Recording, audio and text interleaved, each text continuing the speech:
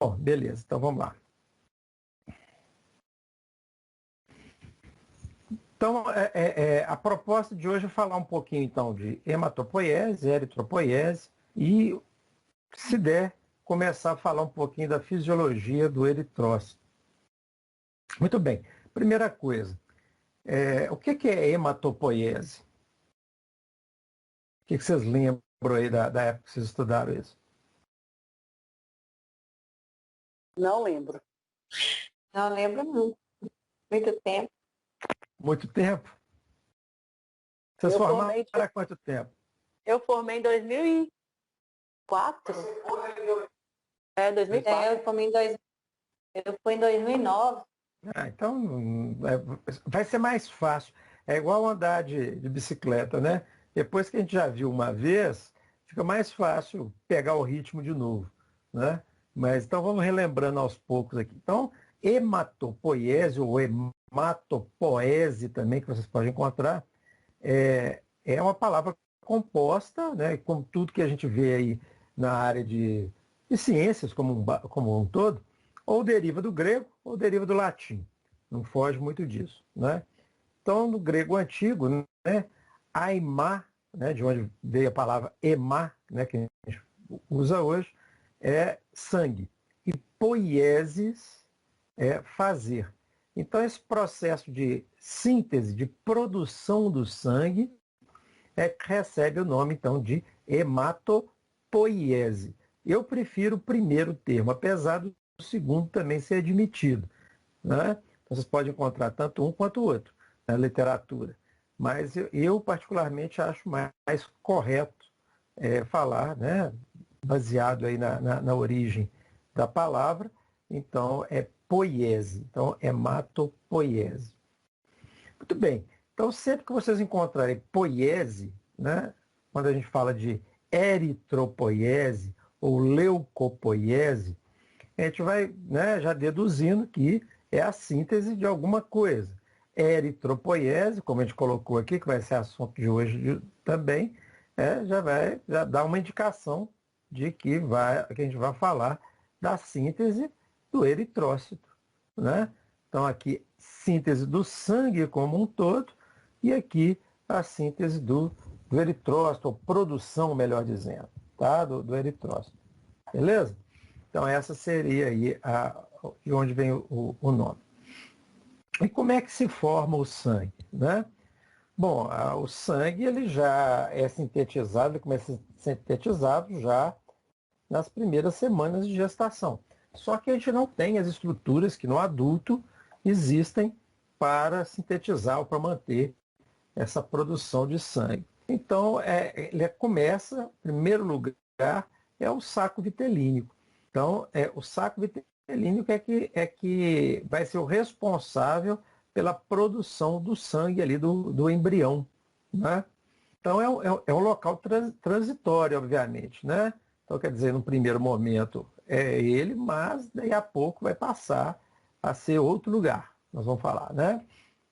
Então, a hematopoese ou poiese, né, definitiva, ela vai acontecer, né, as produções das células, né, responsáveis pela síntese das células sanguíneas, ela vai ser observada na região que a gente chama de, né, depois de aorta, gônadas e mesonéfrons. Então, vai mudando de lugar aí, tá? É a AGM, né, então da aorta, gônadas e mesonéfrons. Bom, beleza. Essa produção de células-tronco, aquela palavra que você já deve ter ouvido, ficou meio em moda, né, falar de células-tronco, né? O que é uma célula-tronco? O que vocês me dizem? O que vocês lembram desse termo?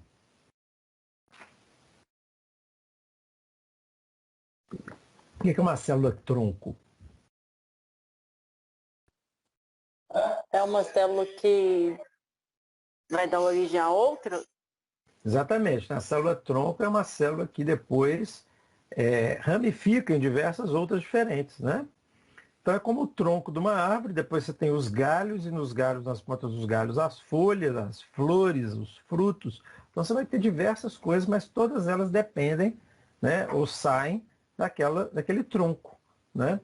Então, o tronco principal aí são essas células tronco que vão dar origem a todas as outras células do sangue, tá?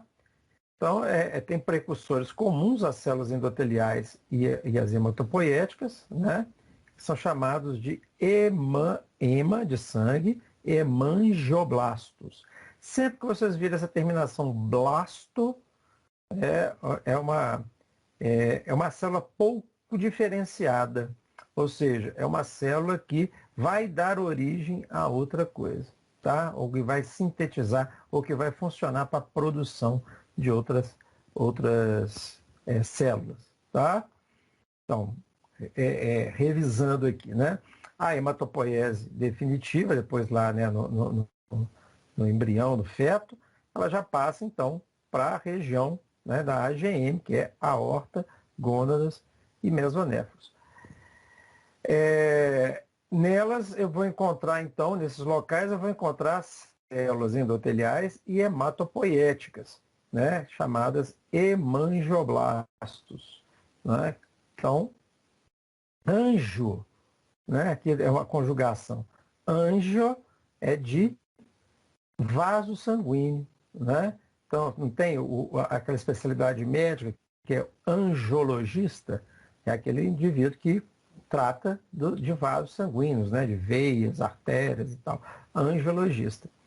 Então, conjuga a palavra sangue e veias, né? São células que vão sintetizar, né, sangue e também os vasos sanguíneos, responsáveis pelo endotélio dos vasos que a gente chama lá de endotélio, aquelas camadas de revestimento dos vasos, ok? Então agrupa-se no fígado, no baço, na medula óssea, né?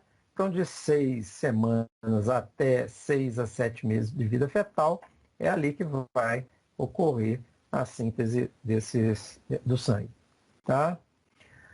A hematopoiese definitiva, que é a continuação dela, né? Então, quer dizer, vai amadurecendo, o embrião vai crescendo até o nascimento, né? Então, o fígado e o baço são os principais órgãos hematopoiéticos e continuam a produzir células sanguíneas até cerca de 2 semanas após o nascimento. Beleza. Então, quer dizer, começou lá na AGM, né? Naquela região que a gente falou, depois passa, então, né? Vamos voltando aqui. Então, a GM lá, né? A aorta, gônadas, mesonéfros.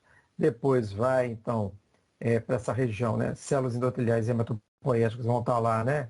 Formando os angioblastos, né? O presente dos angioblastos, que vão estar no fígado, baço e medula óssea. E continuam, né? Principalmente ali no fígado e no baço, eles vão continuar por 2 semanas, até 2 semanas após o nascimento. Na medula óssea, ele continua para o resto da vida. Tá? Aqui, eles mais ou menos param após essa segunda semana de vida. Tá? A placenta também contribui para a hematopoiese fetal. Então, as células ósseas, né, a medula óssea, melhor dizendo, é o sítio hematopoético mais importante a partir dos 6 a 7 meses de vida fetal. Nós vamos ver um gráfico daqui a pouco que vai mostrar isso, né? Qual região é que começa e qual que termina, né? Durante a infância e a vida adulta é a única fonte de novas células sanguíneas. Então, a medula se torna a nossa fábrica de sangue, tá? Então, aqui é só um esqueminha, uma tabelinha mostrando aqui. Então, no feto, de 0 a 2 meses é o saco vitelínico, de 2 a 7 meses é o fígado e o baço, né? Fígado e baço. Dos 5 a 9 meses entra também a medula óssea. Depois, né, que nasce, o fígado e o baço vão perdendo importância e a medula óssea, né, até os 2 anos, se torna praticamente o local, né, de único de síntese de células sanguíneas, né? E na infância, praticamente todos os ossos vão sintetizar. Já no adulto, vão ser basicamente os ossos longos e chatos, né? As vértebras, as costelas, o crânio externo, o sacro, a pelve, né? E extremidades próximas, proximais aí do fêmur, então a parte de cima, né? Então, isso geralmente vão ser os locais. Durante a vida embrionária e fetal ocorrem vários órgãos, já falou aí, né? E na medula óssea vermelha, após o nascimento, ocorre apenas a medula óssea vermelha. Essa medula óssea vermelha é que vai diminuindo com a idade, né? Então, em determinada idade, você tem uma quantidade, né, quando é mais novinho, você tem muita medula óssea vermelha. Depois ela vai dando origem à medula óssea amarela e essa vermelha vai ficando mais nesses locais aqui, principalmente nessas extremidades proximais do fêmur e na região da pelve, que é a principal fábrica aí de sangue. Vocês já viram pessoa que tem que vai doar a medula óssea? Tá vendo? No filme aparece demais, né? De onde que eles tiram normalmente a medula?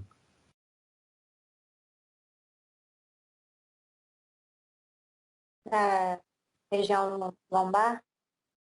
A região lombar, da pelve, né? Também aqui, né? Da região da pelve, né?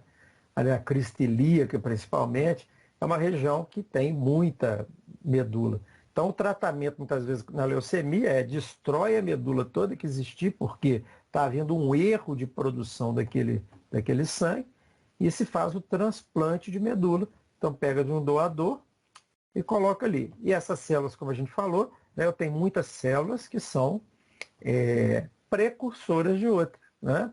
Então, que vão dar origem a mais medula, e aquela medula prolifera e, né, então, principalmente quando é criança, né? A criança tem um poder de recuperação muito, muito grande. Então, consegue reverter, às vezes, aí uma leucemia usando dessa prática do transplante de medula.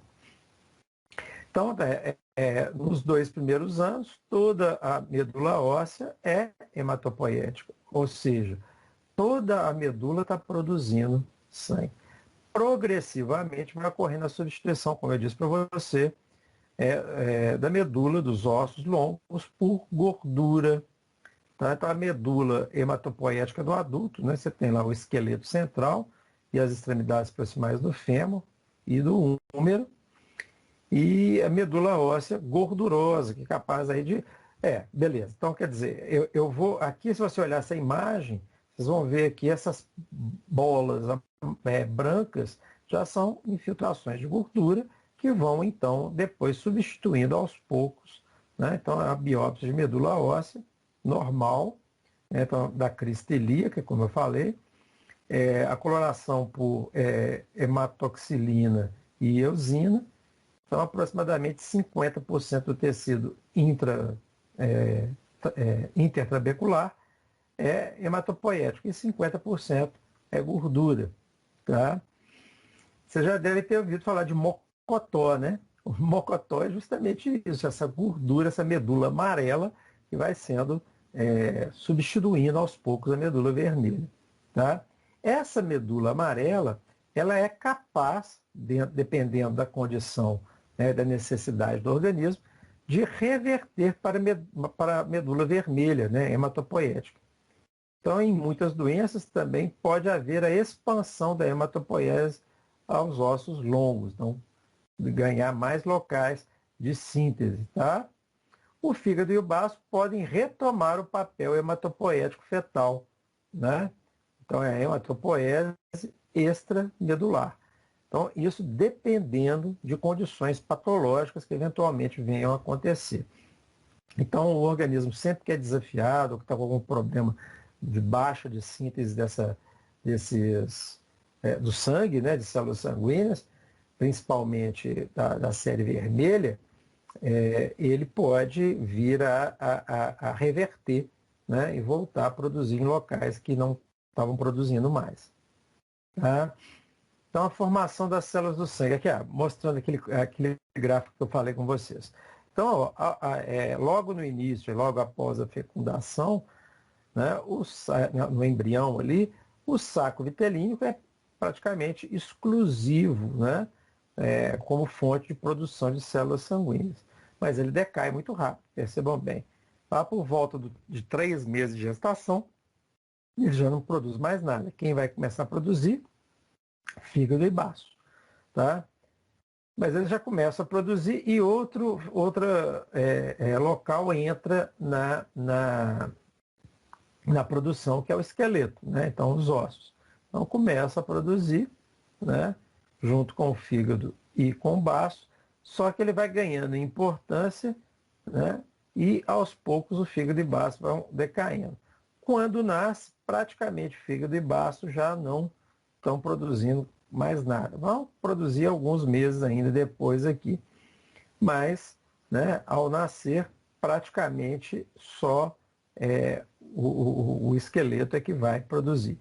O esqueleto axial continua produzindo, mas os ossos longos, né, e mais distais, eles vão diminuindo até que fique como fonte exclusiva realmente o esqueleto axial. Então, essa região do externo, a extremidade dos ossos longos, a região da pelve, são geralmente as nossas fábricas de sangue. Tá? Então, a vida intrauterina, a gente fala que é a linhagem primitiva. Então, ao nascimento, vai aparecer a linhagem definitiva.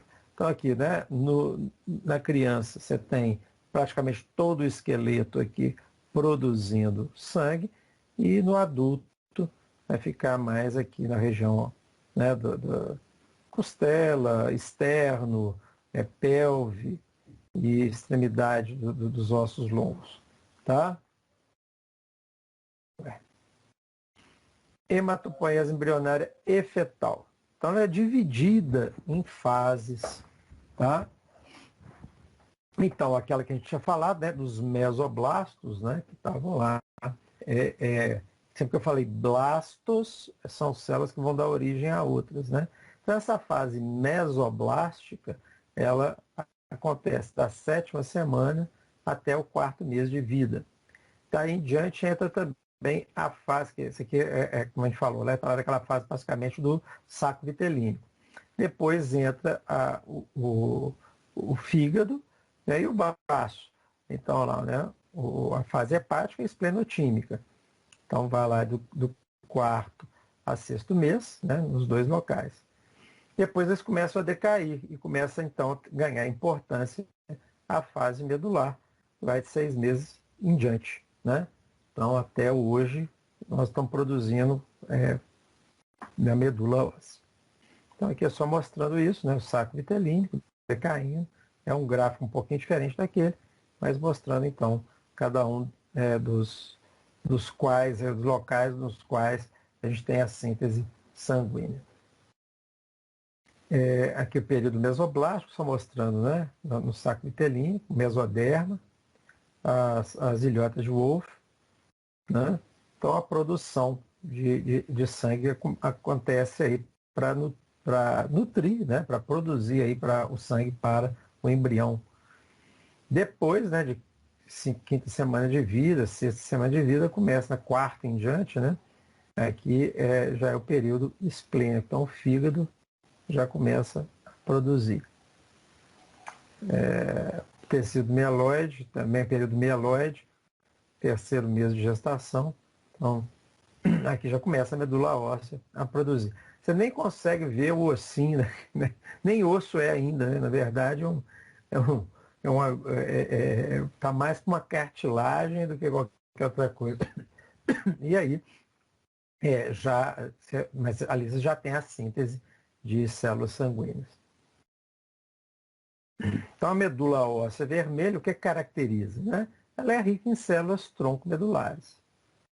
Então, essas células tronco, eu falo que elas são, né, tem tipos, né, pluripotentes ou multipotentes. Há uma diferença, né? Essas pluripotentes ou multipotentes, quando a gente fala de potência, né, potente, é que ela tem potencial para produzir, né? Pluripotentes, a gente aguarda pelo nome, já dá para deduzir aí. Ela tem, né, potencial de produzir muitas coisas, né? Ela é muito eclética, né? E multipotentes também, né? Uma é sinônima da outra, então múltiplo é porque vai produzir diversos tipos de células do sangue. né? Então elas têm basicamente uma origem comum, todas elas têm uma origem comum, que seriam essas células pluripotentes. As células tronco medulares, essas aí, né, que a gente está falando, ou pluripotentes, elas se originam de um outro tipo de célula, que são as células totipotentes, ou célula-mãe. A célula totipotente, um TOT aí é de tudo, né? Ela é totalmente potente, ou seja, ela pode dar origem a qualquer célula do nosso organismo, desde um neurônio até, sei lá, célula epitelial. Né? Então, totipotente significa isso. Né? Ela, então, se diferencia em células pluripotentes e multipotentes, que vão dar origem só às células do sangue. Então, é aquilo. Eu tenho um tronco, eu poderia dizer que essas aqui são células tronco, ou seja, as totipotentes, e que as pluripotentes, eu diria que elas são os galhos. Tá? Então, quer dizer, o galho só pode dar folha e fruto. Tá? Enquanto a totipotente pode diferenciar em outros galhos, né, e tal. Então, é mais ou menos por aí. Tá? Então, a medula óssea, né, lembrando a estrutura da medula óssea, eu tenho essa matriz óssea, né, sistema de... quem né, depois dá uma revisão aí em anatomia, né, mas aqui, então, principalmente na epífise dos ossos, é que eu tenho uma grande produção de células sanguíneas. Né? Aqui mostrando aquela mudança, né, o aparecimento da medula amarela, a substituição lá pela célula adiposa, aqui ao longo do tempo. Né? Então, quando você nasce, né, até aproximadamente os 10 anos de vida, você tem de 60% a 100% de células vermelhas, né, de medula vermelha. E ela vai decaindo. Quando você chega lá por volta dos 20 anos, essa, né, já 64% a 80% que vão estar aí envolvidas aí com essa produção de células sanguíneas. Lá para os 60 anos já cai para 40%. Né? Nos 80 anos, de 20% a 30% apenas. Então, isso aí, né, para quem é da enfermagem, pode ficar até mais fácil de observar. É muito mais comum você perceber anemia em idoso do que em jovem. Né? Por uma série de motivos, mas um dos motivos é esse aqui também. Outra, é muito mais fácil você reverter uma anemia num jovem do que num idoso. A medicação que a gente usa, se eu usar a mesma medicação do idoso para o jovem, eu tenho, né, respostas totalmente diferentes em termos de progressão da melhora clínica. Né? Infelizmente, eu costumo dizer para os meus alunos que o idoso não é um adulto de cabeça branca. Cabeça branca sou eu. Né? Não é um idoso de cabeça branca. Assim como a criança também não é um adulto em miniatura, não. Então, eles têm particularidades. Né? Uma criança que você dê um sulfato ferroso durante 15 dias, ela vai responder totalmente diferente do que uma pessoa de 50 anos, por exemplo, ou de 60, e que, por sua vez, também vai ser diferente daquele indivíduo de 80 ou mais. Tá? Então, as respostas são totalmente diversas. Então, não dá para você tratar uma como sendo, né, uma pessoa como sendo a outra, de forma geral, o mesmo grupo. Bom, então essas células tronco, né, que a gente falou que são as totipotentes, elas dão origem, então, às progenitoras hematopoiéticas. Beleza? Então, hematopoiéticas. Então, elas que vão ser as produtoras das células sanguíneas. Então, a célula tronco pluripotente, né, que a gente pode chamar também de pluripotente. Então, por divisão assimétrica, né, elas vão levar o quê? Né? Vão se autorregular, né, e autorrenovar ou dar origem às distintas linhagens celulares. O que é isso? Eu tenho as células tronco. Essas células tronco elas podem ter dois movimentos. Tá? Elas podem produzir uma outra célula igual a ela, para poder manter o número de células tronco no valor ideal. Então, elas se renovam, né? Elas se regulam também. Se eu tenho muitas células tronco sendo produzidas, elas tendem a diminuir a sua autorreplicação. Tá? E, por outro lado, elas podem também produzir células sanguíneas que vão dar origem às outras linhagens de células do sangue. Tá? Então, dá um passo à frente. Ela pode continuar crescendo enquanto tronco ou ela pode ramificar e virar um galho. Tá? Só fazendo assim uma analogia para ficar claro. Então, são capazes de repovoar a medula, né, cuja a célula tronco tenha sido eliminada por irradiação ou quimioterapia letal. Então, aquilo que eu tinha falado aqui. Quando eu tenho uma pessoa com leucemia, ele faz um transplante de medula. O transplante de medula normalmente é precedido da destruição da medula anterior. Então, ou faz uma radiação, ou uma quimioterapia para matar essa célula, essa medula, ou as duas coisas, às vezes, né? uma potenciando a outra.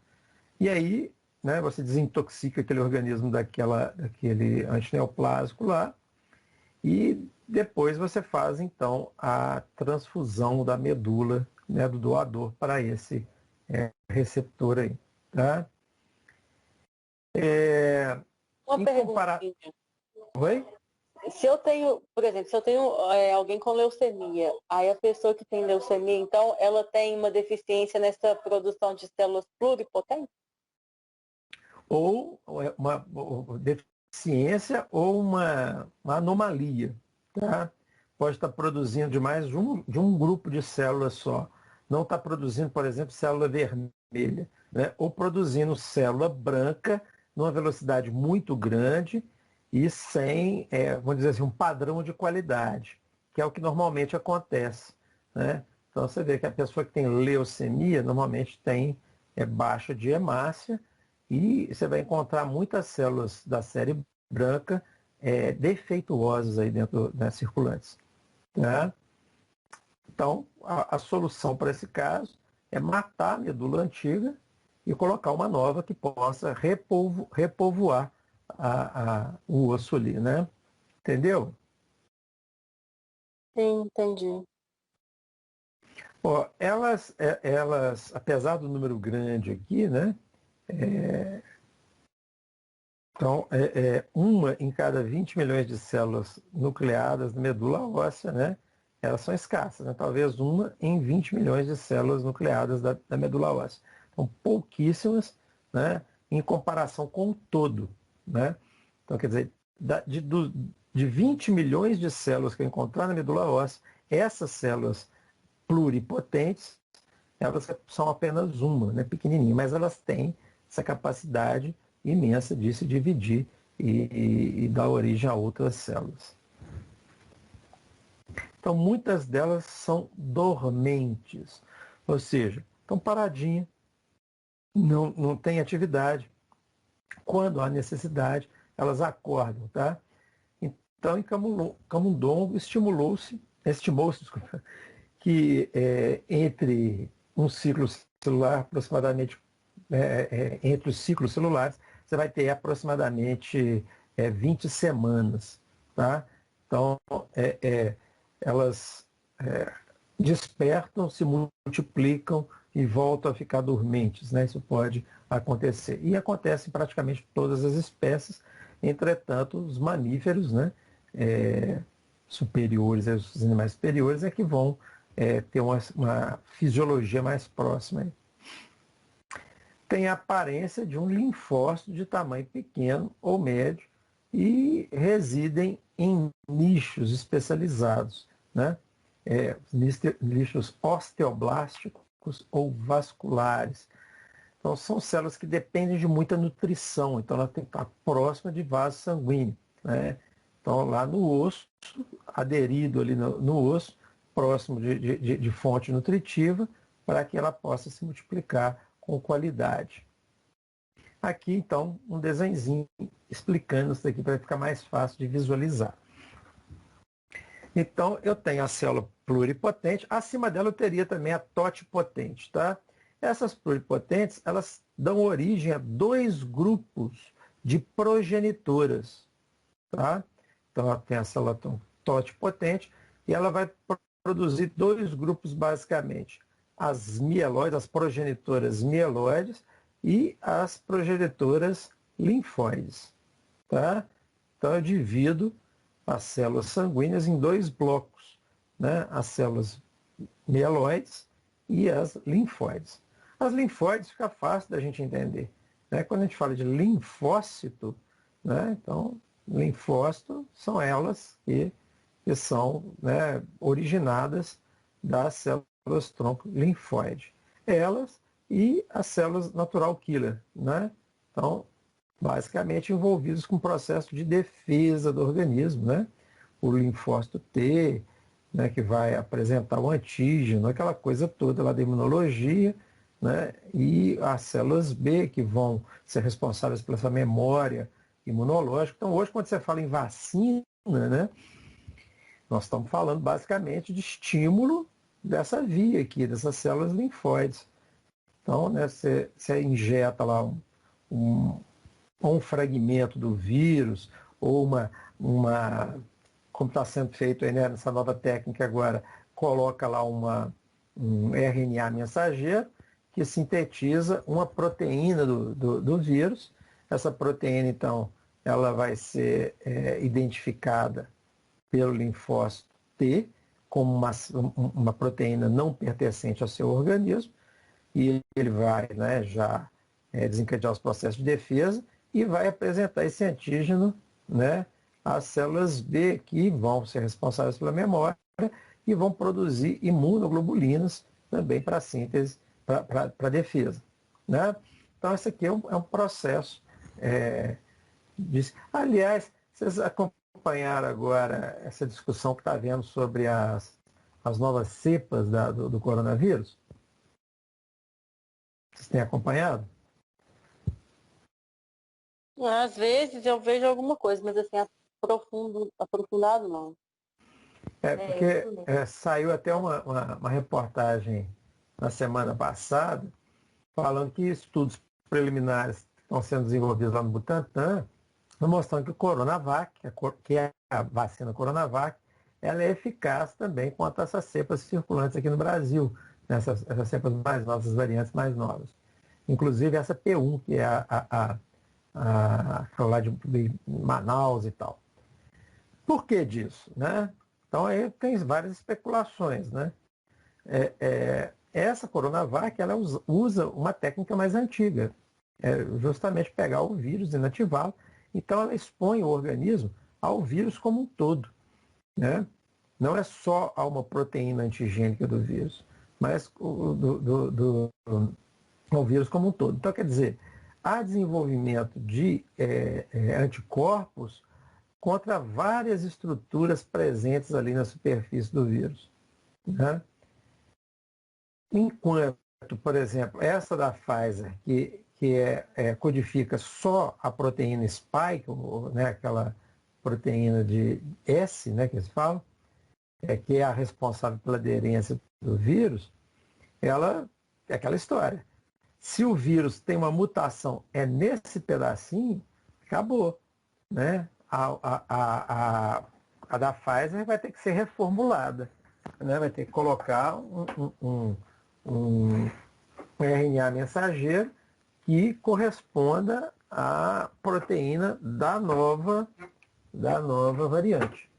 Vocês me entenderam, né? Então, quando eu tenho uma mudança naquela estrutura antigênica, eu vou ter que fazer uma nova vacina, né?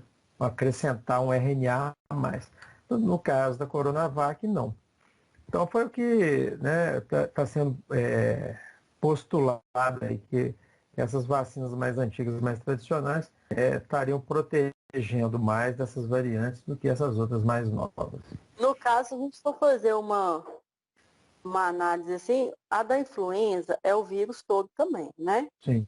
Mas só que todo ano eles mudam a estrutura dela, eles pegam como se fosse assim, o vírus anterior, aí dá uma atenuada e faz outra vacina. Eu acho que a Coronavac vai ficar fazendo isso. Todo ano a gente vai ter que tomar do mesmo jeito, igual. Exatamente. Eu já estava falando isso já, né, logo no início da pandemia, quando começou, né, porque eu apresentei até na turma, no primeiro semestre do ano passado, que a gente estava falando justamente de respiratório, né, fiz fato, sistema respiratório e tal. Aí, né, auge da pandemia, né, todo mundo só falava, até hoje ainda está, né? Agora estamos no auge de verdade, em termos de morte. Mas todo mundo só falava disso, porque era doença nova, estamos começando a entender como é que ela funcionava. Então, eu já tinha antecipado isso. Eu pus uma aula de um professor lá dos Estados Unidos, brasileiro, que mora lá há muito tempo, falando. A especialidade dele era Zika vírus. Mas logo que começou a pandemia, o laboratório dele todo virou para poder trabalhar com coronavírus, né? Então, ele falando dessas mutações, essas diversas mutações, e que é óbvio, né, gente? Quanto mais vezes o vírus replica, mais chance ele tem de apresentar mutação. Um vírus numa célula, um vírus, né? Ele faz de si próprio de 10 a 100 mil cópias. Então, essas cópias nem todas. Você vai tirar um xerox, já costuma não sair perfeito, né? Tem diferença. Então, imagina aí num ser vivo, né? Vivo não, né? Porque tem gente que não. Tem autor aí que não considera vírus como vivo, não. Mas, de qualquer forma, quanto mais replica, mais mutação tem. Por isso que você fazer um controle da circulação do vírus é importante não só por causa do sistema de saúde. Obviamente que é importante a questão do sistema de saúde, você evitar que tenha né, muitas pessoas sejam contaminadas. Mas quanto mais gente contaminada, mais replicação viral, mais erros de replicação e mais mutações vão aparecer. Então, é isso. E a mutação que fica é aquela que é vantajosa para o vírus. As outras desaparecem. Né? Então, quanto mais vantajosa for a mutação, né, mais normalmente ela vai ser encontrada. Então, aqui, né, são as células linfóides, são basicamente células aí do nosso sistema imune. Eu tenho células do sistema imune também do lado mieloide. Bom, mas vamos entender aqui. Eu tenho as progenitoras mieloides e elas se dividem. Eu tenho aqui, né, ela vai dar origem à progenitora de eritroides. E aí vai dar origem ao eritrócito. Eritrócito ou hemácia, ou glóbulo vermelho, como vocês preferirem. Tá? Eu tenho ainda uma outra divisão que vai ser em progenitor de megacariócito. Megacariócito é uma célula grande e ela começa a desprender fragmentos. E esses fragmentos que são desprendidos são as plaquetas. Tá? Então, eu até falei na aula que está gravada lá. Componentes figurados do sangue. Então, são essas. Por que eu prefiro falar de componentes figurados e não de componentes celulares do sangue? Porque a plaqueta é um componente figurado, mas ela não é uma célula. Ela é um fragmento de megacariócito. Tá? Beleza. Então, eritroides, progenitor de eritroides, progenitor de megacariócito. Aqui eu vou ter uma outra subdivisão, a unidade formadora de colônia, né? O UFC, aqui, o CFU, né? É o contrário, né? Unidade formadora de colônia. Então, eu tenho o progenitor granulócito ou monócito, que vai dar origem, então, às células, né, os monócitos e neutrófilos. E do outro lado eu tenho os progenitores eosinófilo, que vai dar origem, então, ao eosinófilo. E ainda tem uma terceira, que é a unidade formadora de colônia baso, que é eosinófilo. Aqui é a granulócito monócito. E aqui, então, vai dar origem ao basófilo. Então, das células que a gente chama de leucócitos, né, os leucócitos, né, então as células brancas, eu tenho os monócitos, os neutrófilos, os eosinófilos e os basófilos, além dos linfócitos, né? Então, essas aqui são as células brancas. Por que elas são chamadas de brancas? Elas são branquinhas? Não, simplesmente porque a outra é a vermelha. Então, aqui não é vermelha, é branca aqui. Não sei se vocês me entendem, né? Então, aquela que não tem cor é a série branca e a outra é a série vermelha. Seria porque se chama de branca é porque só as hemácias que têm aquele pigmento? Exato, só a hemácia que vai ter a hemoglobina. Isso. Hemoglobina. Nós vamos falar aí. Ok? Beleza, bacana demais. Então, ó, recapitulando. Eu tenho lá aquela totipotente, ela divide em duas. Uma que vai dar origem à série, né, de células mieloides e a outra uma série de células linfóides. Das linfóides, basicamente os linfócitos e as natural killer. Bacana. Do lado das mieloides eu tenho mais, né, várias, né? Basicamente quatro, que depois vão se dividir e dar origem a seis, né? Então eu tenho aquelas que vão dar origem às hemácias ou eritrócitos, que são os progenitores eritroides, as que vão dar origem aos megacariócitos, que produzem as plaquetas, e aquelas, né, que trabalham vão produzir granulócitos e monócitos, né, desse lado de cá, e ainda aquelas que produzem eosinófilos, né, que essa aqui é a do meio, né? Monócito, eosinófilo, tudo aqui sai de uma outra intermediária. Então dá origem ao eosinófilo e uma outra aqui que vai dar origem aos eosinófilos, aos basófilos, né, que é a baso. Então, é essa divisão, né? Como eu falei, nós temos o tronco e aqui os diversos galhos e aqui as folhas, né, digamos assim, né, para poder ilustrar melhor. Então, a célula tronco passa por etapas de progenitores hematopoéticos comprometidos, que têm potencial de desenvolvimento restrito. Ou seja, eu saio de uma célula que pode dar origem a várias outras para um grupo de células que só vai dar origem a um tipo, ou no máximo dois tipos de célula, que é o que aconteceu aqui, né? Ó, aqui ela só vai dar origem aos eritrócitos. Aqui, ó, só a megacariócito, que vai dar origem depois à plaqueta. Aqui só, né, ou vai ser monócito ou neutrófilo. Essa daqui também só produz eosinófilo. E aqui, né, só produz basófilo. Das mieloides ainda tem divisão aqui em três, mas de qualquer forma, né? Então é isso. Então, aqui, ó, partiu dessa etapa, eu já restringo esse potencial de divisão. Aqui um gráfico que vai mostrando uma coisa interessante, né?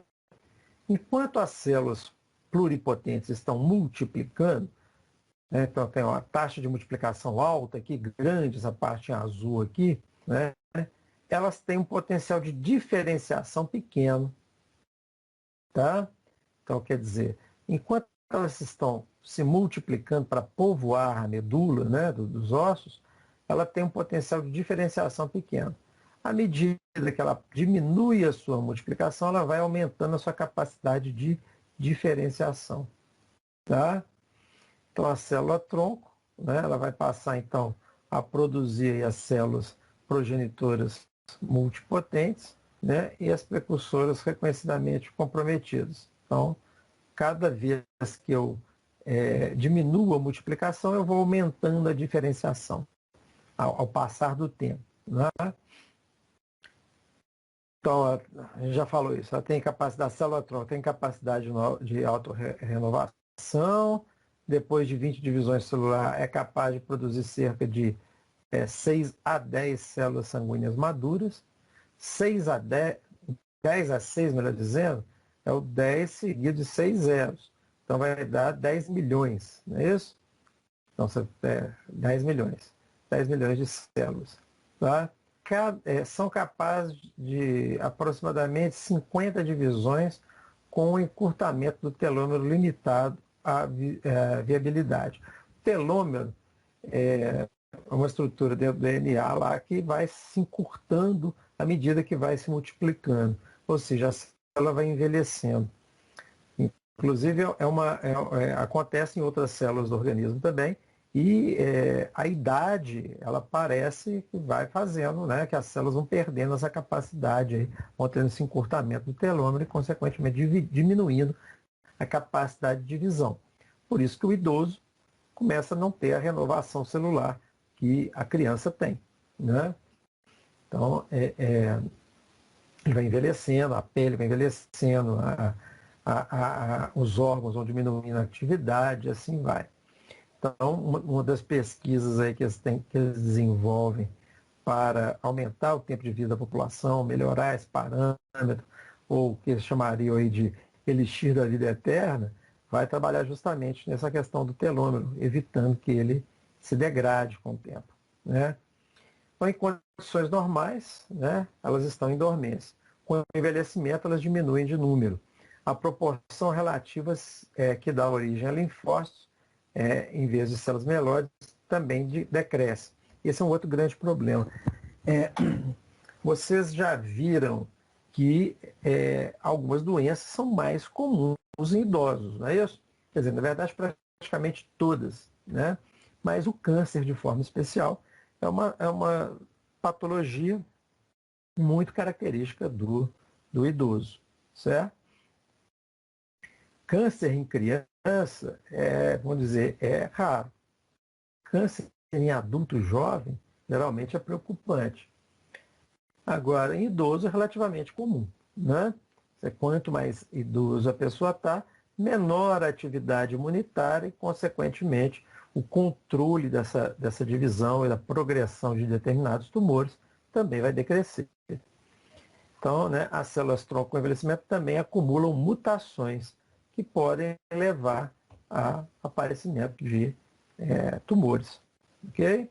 Ou de problemas como é o caso né, dos... fala, pessoa que está com leucemia, né? Tipo leucemia, problemas pela série sanguínea.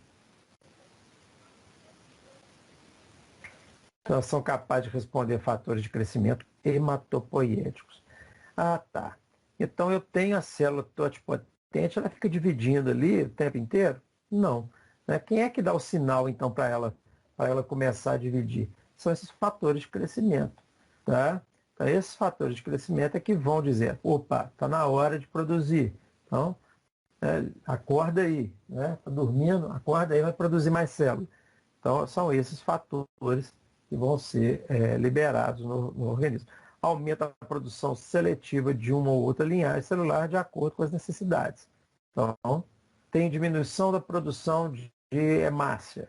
Eu estou anêmico.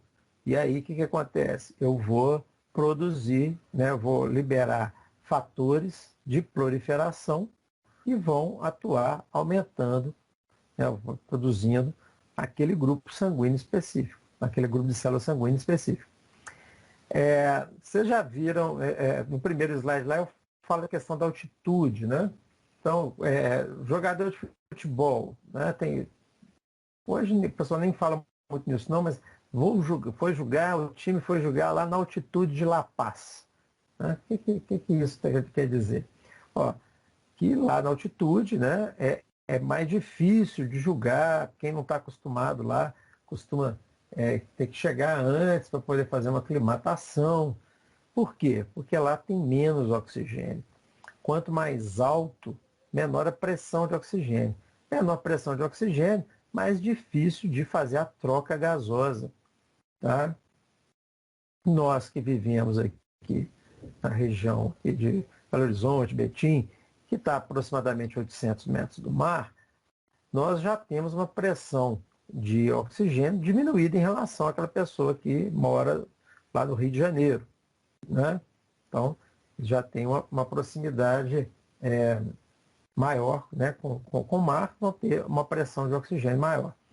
Essas pessoas, então, que falam assim, eu vou fazer uma aclimatação eu vou para La Paz 3 dias antes. O que eles estão fazendo, na verdade? Eles chegam lá, o organismo detecta, né, porque vai ficar difícil de respirar, um pouco oxigênio, fica difícil de respirar, e aí estimula, produzem fatores de crescimento, né, da série vermelha e vai sintetizar mais hemoglobina e hemácia. Para quê? Para que o pouco oxigênio seja captado de forma mais eficaz. Tá? Então, é uma coisa que normalmente acontece. Eu, há uns anos atrás, foi 2017, 2017, 2018, não lembro mais. Nós tivemos no Atacama.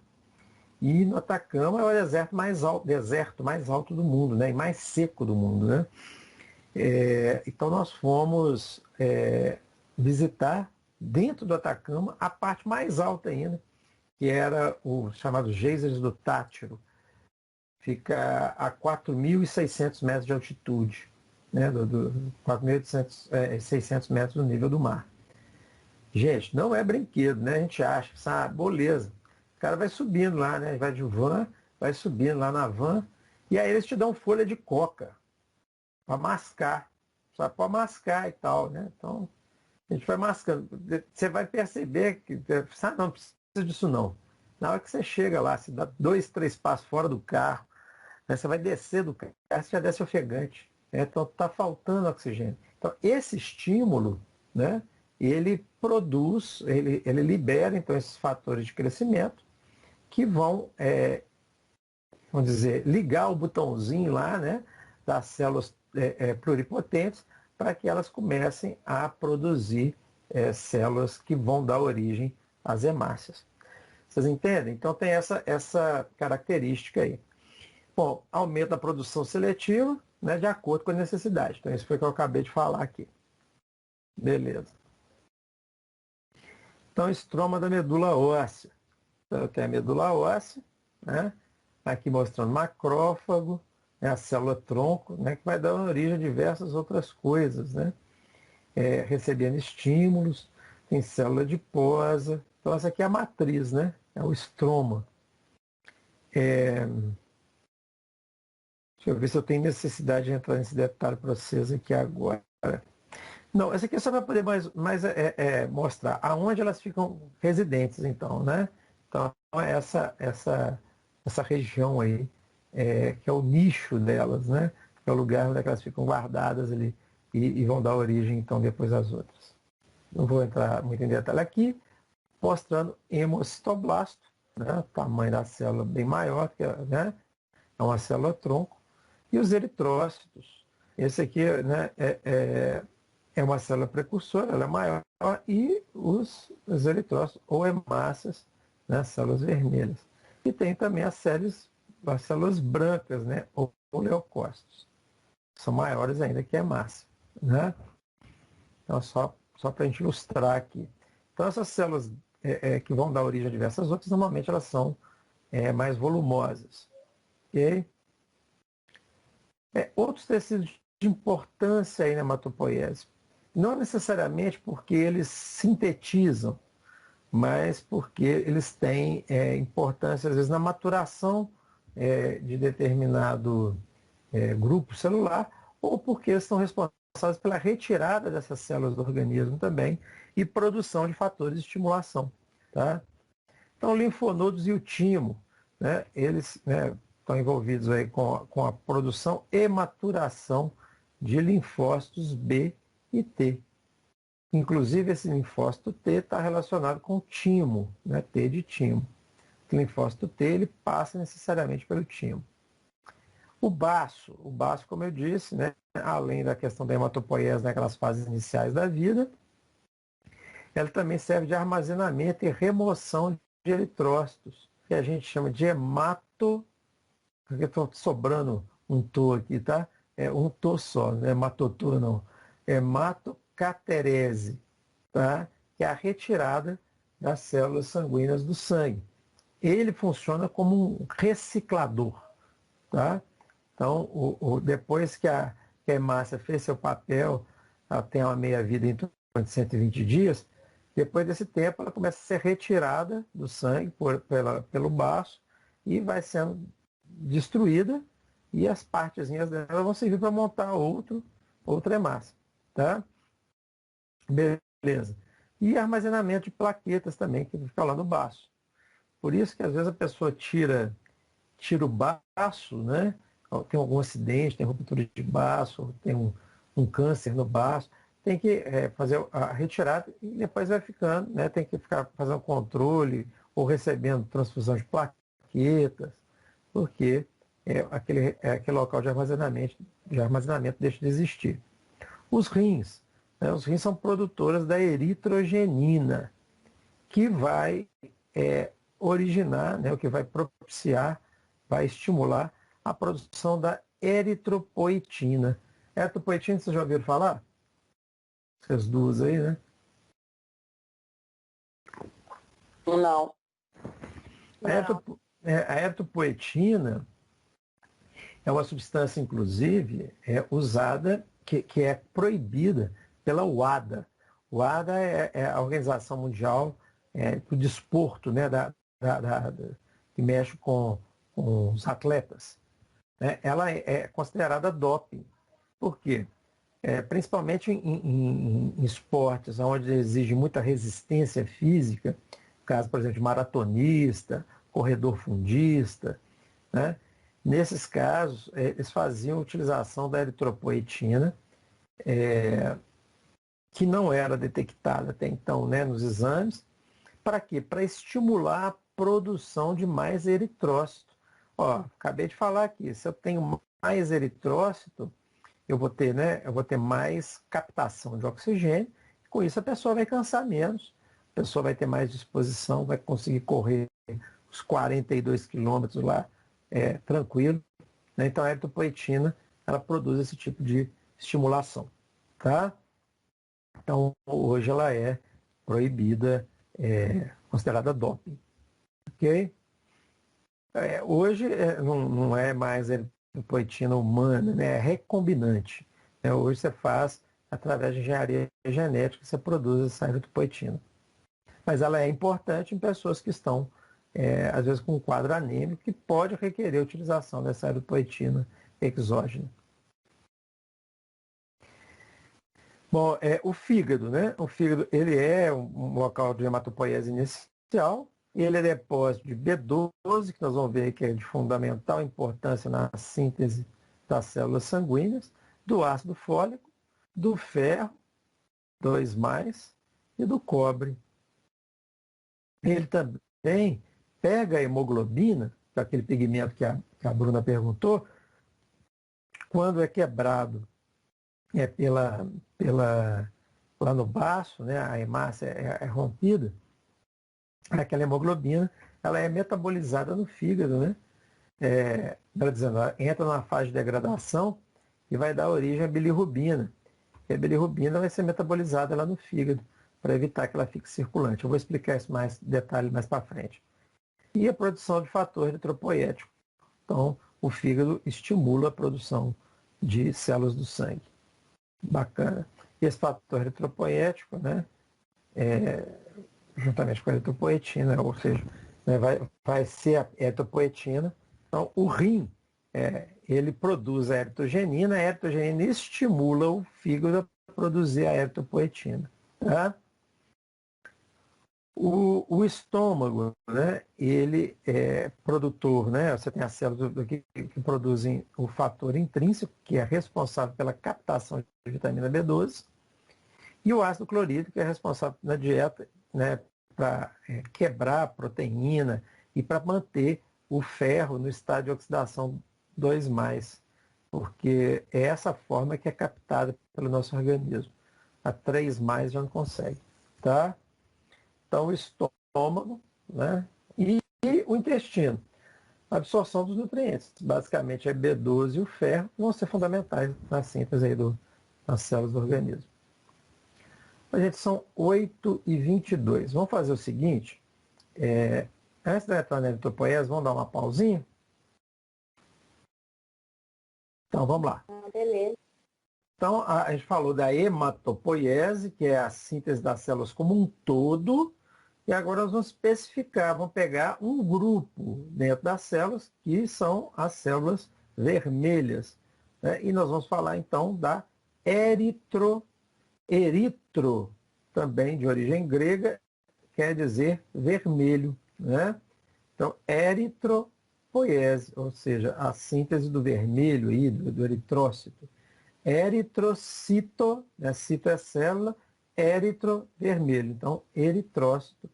Então, essa é né, como é que fala? Tem um termo para isso, ai, esqueci aqui agora. Cabeça. Você está falando de hoje, você está cansada aí, Bruno? Imagina aí, ó.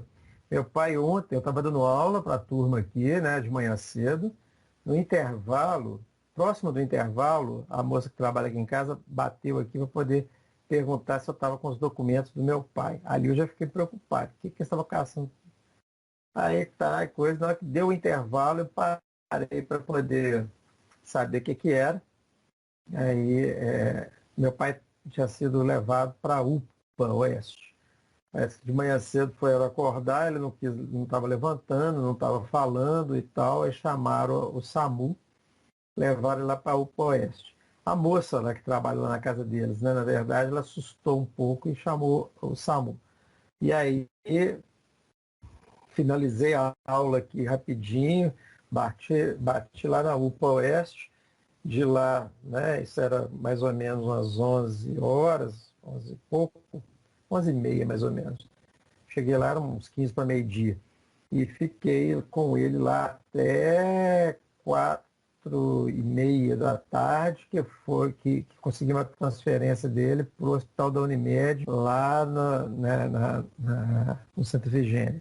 E lá fiquei até 7 horas da noite, quando minha esposa foi render. Então, assim, sem comer, sem ir ao banheiro, respirando através de máscara e ar-condicionado, então foi meio cansativo. E sem falar no próprio estresse que já é, né?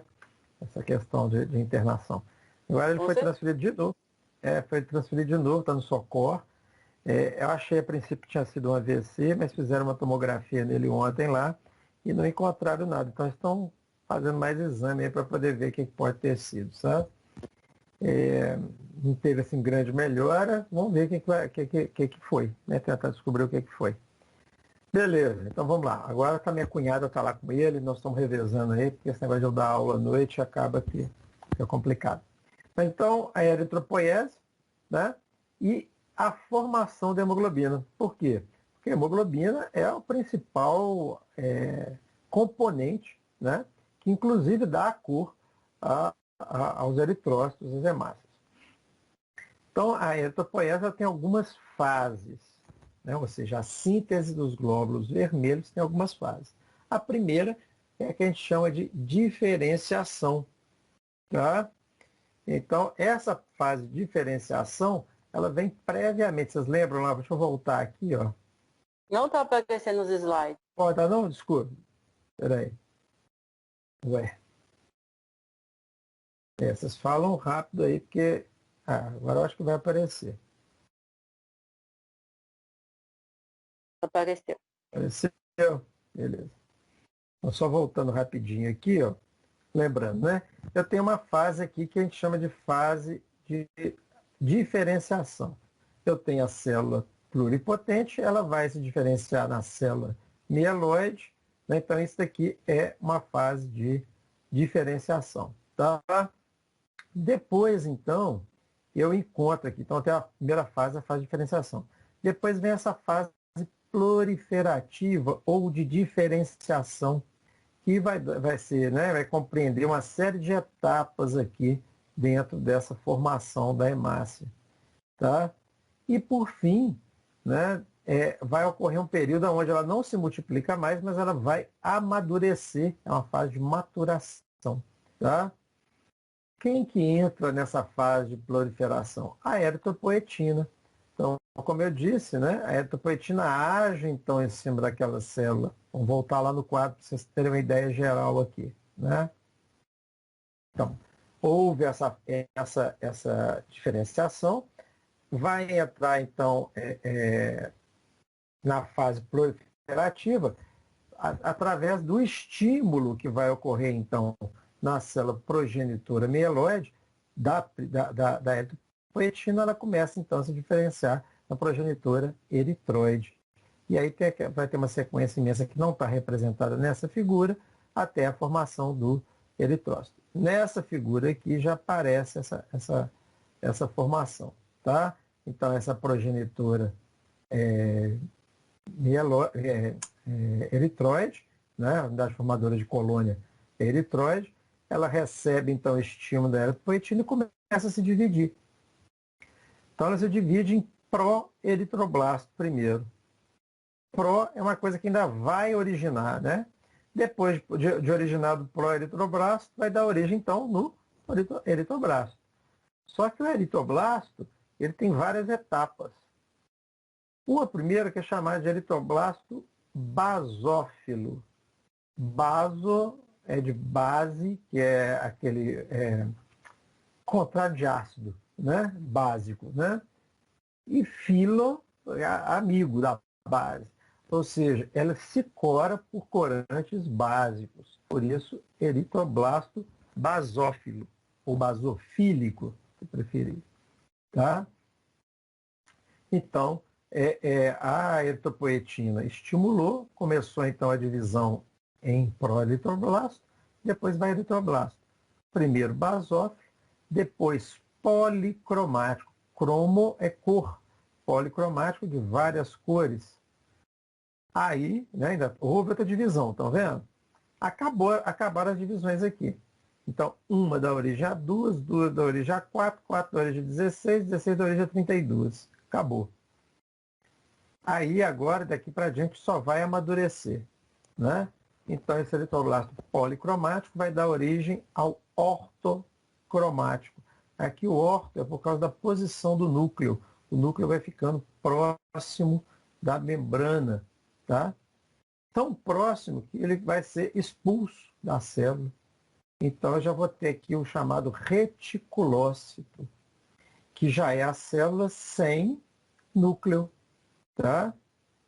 Essa célula sem núcleo, depois ainda vai amadurecer mais, né?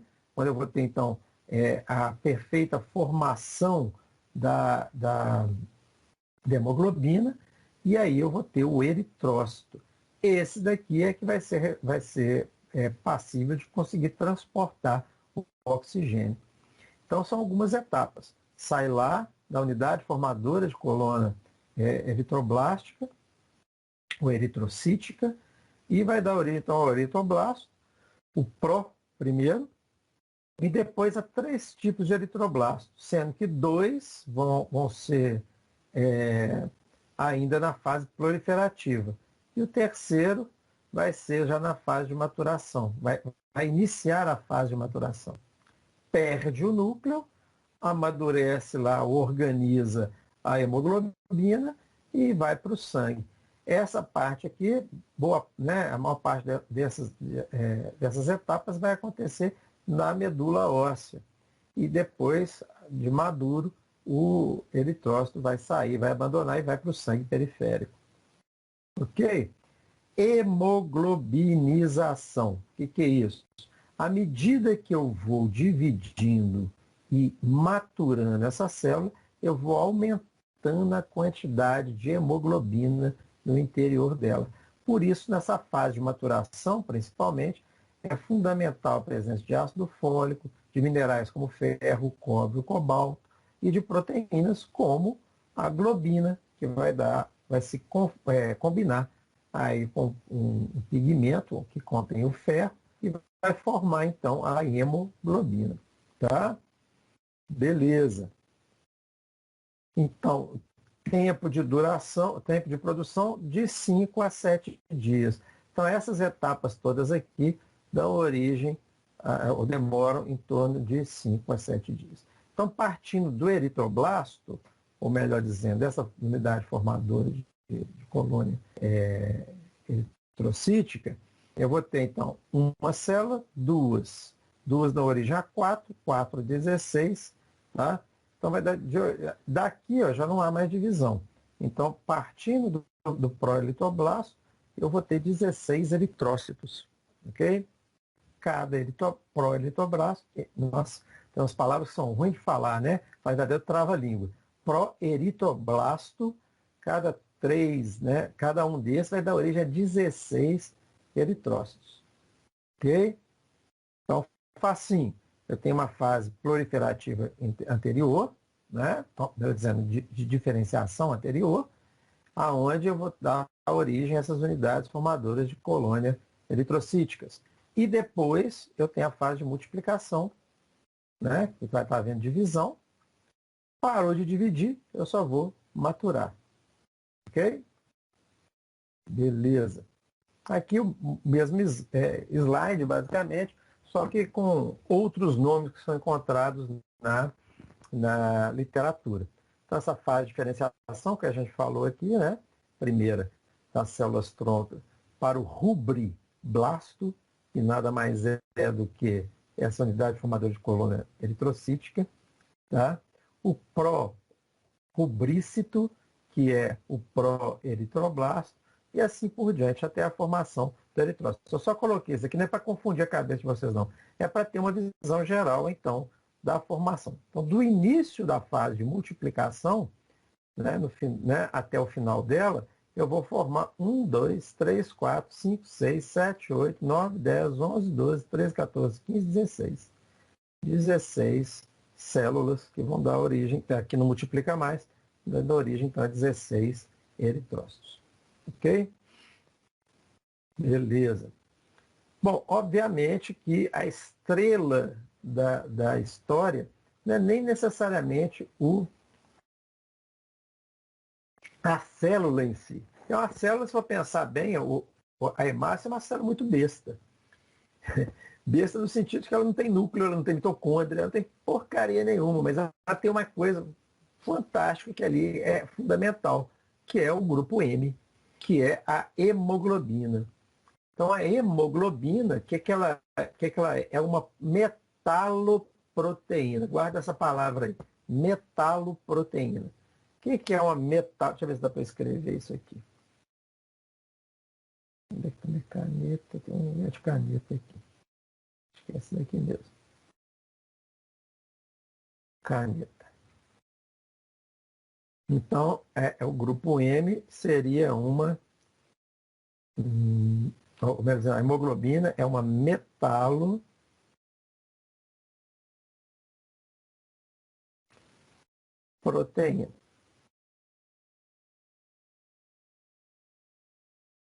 O que é uma metaloproteína? É uma proteína que tem um metal, no caso específico, o ferro, no estado de oxidação 2+. Se a gente olhar aqui, ó, essa parte central da hemoglobina, aqui nem é a hemoglobina, aqui é o pigmento ferroprotoporfirínico, é o local onde vai estar o ferro, onde estará o ferro.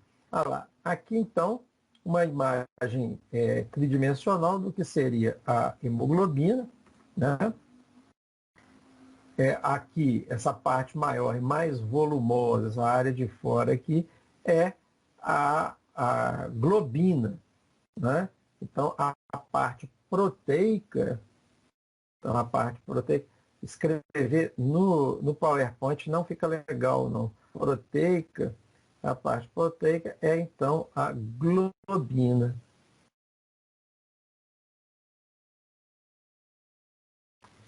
Enquanto a parte que está com metal, né, é o grupo chamado grupo N.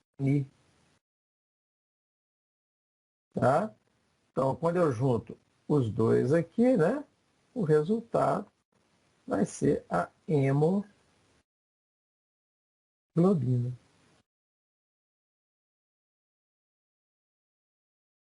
Ok?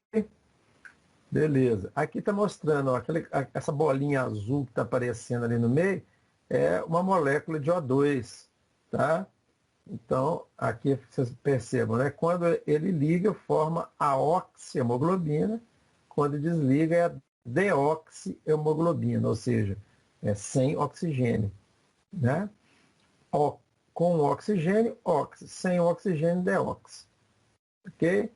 Então, a hemoglobina, ela carrega, né, esse grupamento M no seu interior. Na verdade, a proteína, a globina, ela é composta de 4 proteínas. Não vou falar aqui para frente, não preciso ficar rabiscando aqui demais não.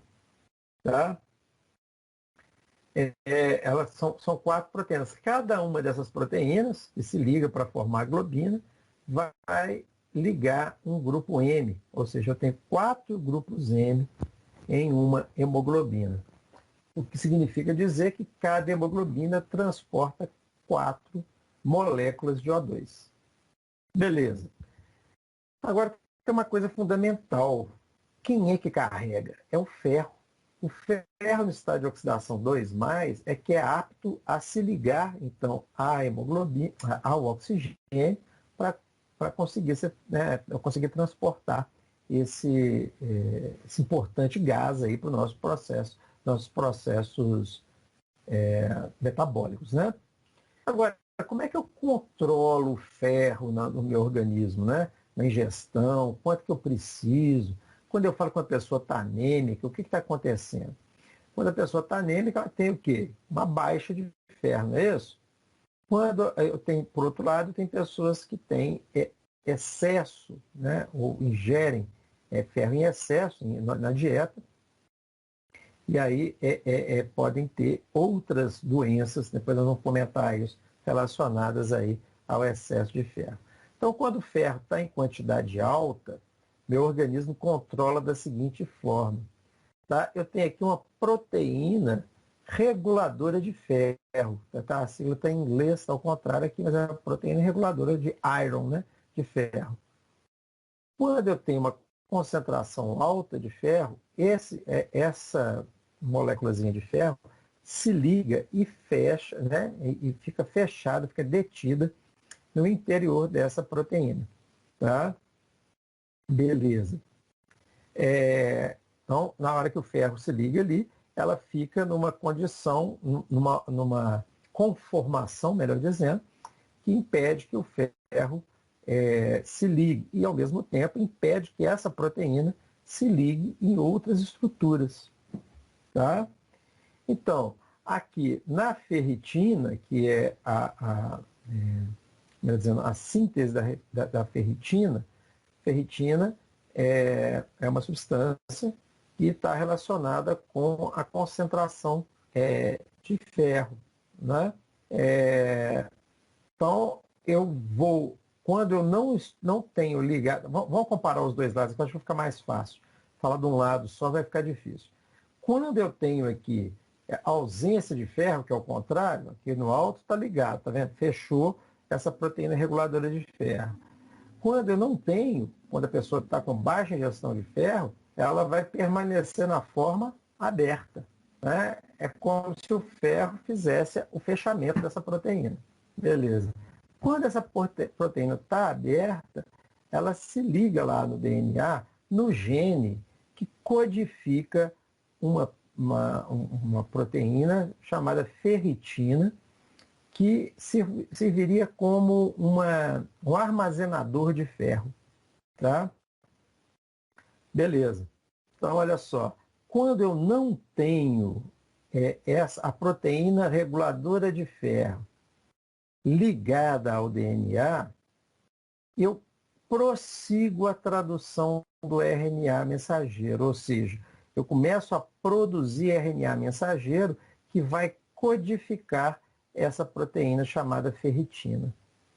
Essa ferritina, então, vai aumentar seus estoques e vai, então, segurar o ferro dentro do organismo. Beleza? Porque eu tenho muito, eu não estou usando tudo, então eu armazeno ali na forma ligada à ferritina. Do outro lado, quando eu não tenho ferro na minha dieta, não tenho na minha alimentação, o que acontece?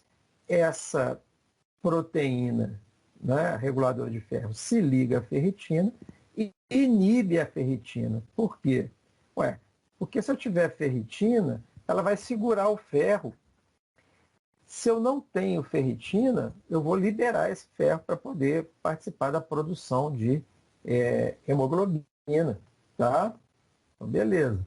Então, aqui, ó, eu bloqueio a tradução do RNA mensageiro e diminuo os estoques de quem? Da ferritina. Ok? Então, eu vou ter uma diminuição da ferritina aqui, ao passo que do outro lado, quando eu não tenho quando eu tenho ferro em excesso, eu aumento a produção da ferritina para quê? Para armazenar o ferro, aumentar os meus estoques. Uma outra coisa que vai aparecer é a síntese de receptores de ferro transmembrana. Então, no meu intestino lá, eu tenho receptores, né? Eu tenho canais que vão ser responsáveis por transportar o ferro para dentro da minha circulação. Então, o que acontece? Quando eu tenho muito, né? Quando eu estou com excesso de íon ferro aqui, eu preciso ficar transportando mais da dieta? Não.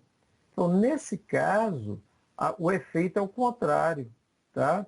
Se eu não tenho a proteína reguladora de ferro ligada no DNA para codificar esse transportador, eu vou diminuir a produção dele. Então, aqui vai diminuir até o TRF, que é esse transportador de ferro, né? E, consequentemente, eu diminuo a captação de ferro. Do outro lado, o contrário. Se eu tenho pouco ferro na dieta, o que eu vou fazer? Eu vou aumentar a codificação do transportador de ferro lá no meu intestino. Porque qualquer moléculazinha de ferro 2+ que passar lá, eu quero pegar. Né? Eu quero para mim. Para quê? Para sintetizar mais hemoglobina. Eu estou anêmico, eu preciso dele. Então, aqui eu aumento a captação. São dois movimentos ao contrário. Da mesma forma, essa proteína também regula a síntese do grupo M. Né? Olha, tem como eu produzir grupo M? Eu falei que o grupo M tem o átomo de ferro lá no núcleo, no centro dele. Né? Se eu tenho muito ferro disponível, eu tenho como produzir muito grupo M. Agora, se eu não tenho ferro disponível, não tem como eu produzir grupo M. Então, da mesma forma aqui, ó, quando eu tenho excesso, nós estamos falando aqui, nesse momento aqui, onde tenho uma quantidade grande de ferro. Né? Então, o que vai acontecer? Eu vou prosseguir com o processo de tradução do RNA mensageiro e vou aumentar a síntese do grupo M para aproveitar esse ferro que eu tenho disponível. Agora é aqui, eu não tenho ferro. Qual que é o resultado? Eu vou diminuir a produção do grupo M. Então, é assim que se regula, né?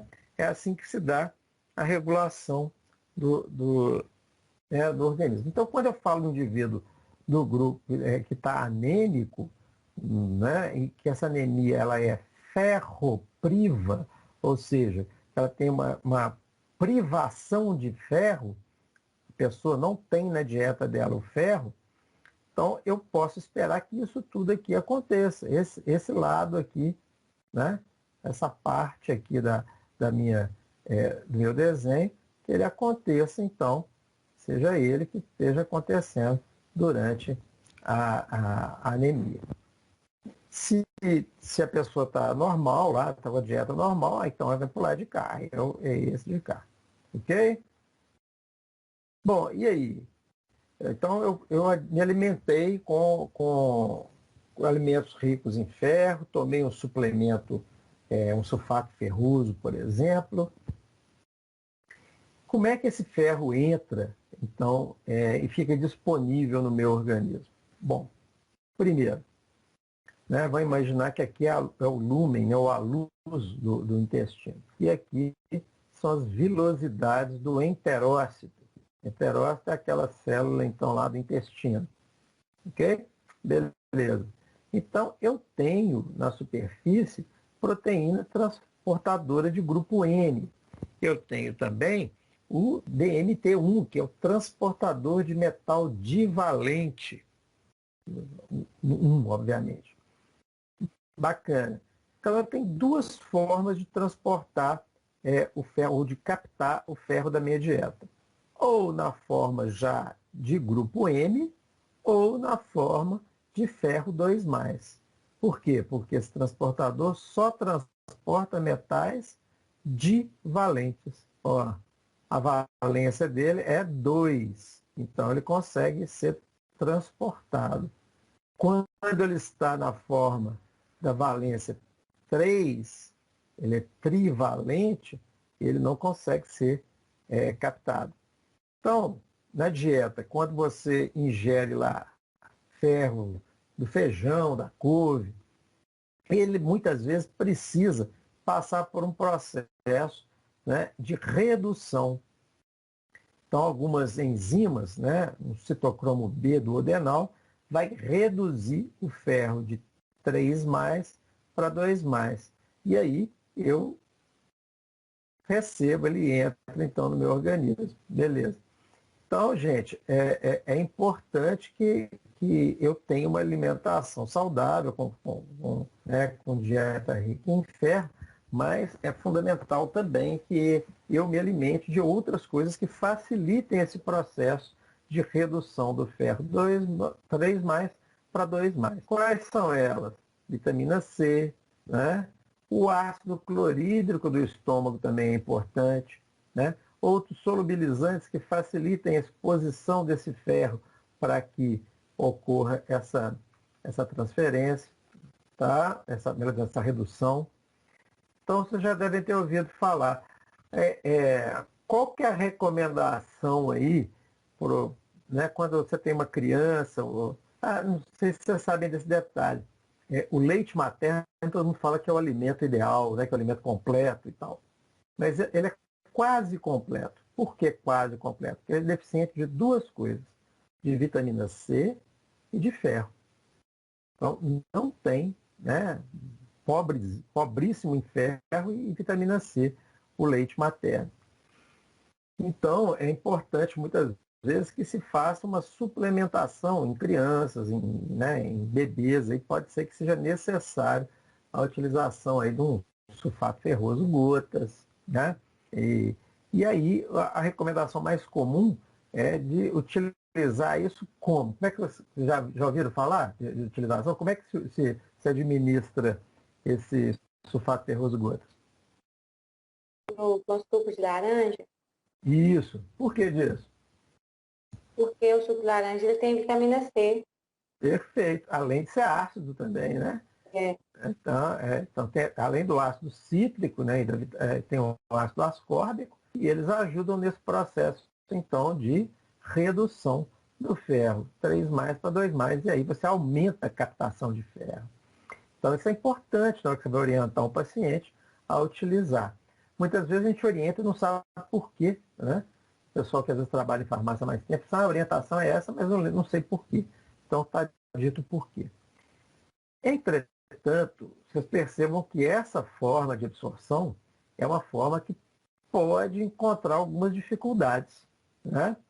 E se eu não tiver uma acidez estomacal interessante, né? E se eu não conseguir expor esse ferro de forma adequada? E se eu não tiver vitamina C em quantidade ideal, né? Bom. Ô, Licínio, posso fazer uma Oi. pergunta? Claro. Tem alguma relação da pessoa que toma omeprazol todos os dias com a deficiência de ferro? Claro, isso eu ia falar isso agora. Você me antecipou aqui nisso.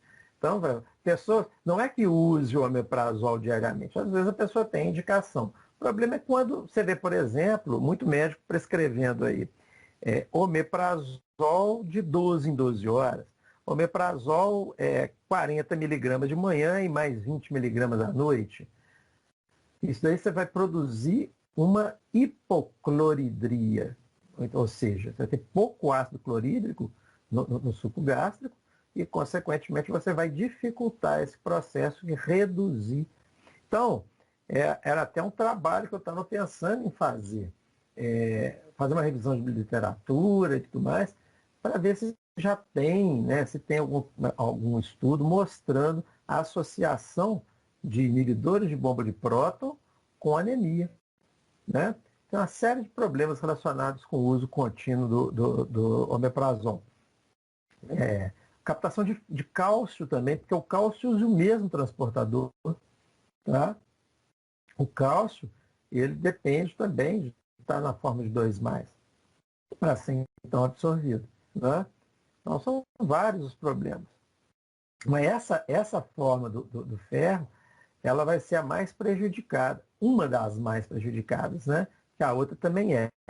A outra forma do ferro ser absorvido é já dentro do grupamento, né? Do grupo N, né?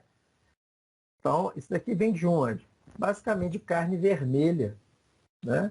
Então, a pessoa come lá carne vermelha, a carne vermelha ela tem sangue, ela tem hemoglobina do animal que você né, matou, sacrificou, está comendo aquilo ali. Né? A carne de boi lá, por exemplo, você vai pegar uma picanha, né, aquela parte vermelhinha ali, a picanha berrando, né, como o povo fala, né, mal passada, você está disponibilizando uma quantidade de ferro muito grande aqui, facilitando então essa absorção. Tá? Outra, você tem ainda alguns grupos alimentares, como por exemplo, outros tipos de carne, fígado, que tem uma quantidade grande de ferro. Então, são alimentos que normalmente favorecem essa reposição e geralmente fazem parte da dieta de um indivíduo que está anêmico. Né? Então, para poder repor, eles fazem então essa dieta rica em alimentos que disponibilizem ferro. Agora, percebam bem, o ferro na forma de grupo M, ele também está no interior, né, da carne lá. Né? E a carne, ela é basicamente, né, proteica. E a proteína, ela depende da quebra para poder ser absorvida. Né? Então, tanto os aminoácidos quanto o grupo M. E o ácido clorídrico é fundamental, tanto na ativação do pepsinogênio, se vocês lembrarem, né, em pepsina. Então, é o ácido clorídrico que ativa o pepsinogênio em pepsina, e é também o ácido clorídrico que expõe, que ajuda no processo de digestão da carne. Né?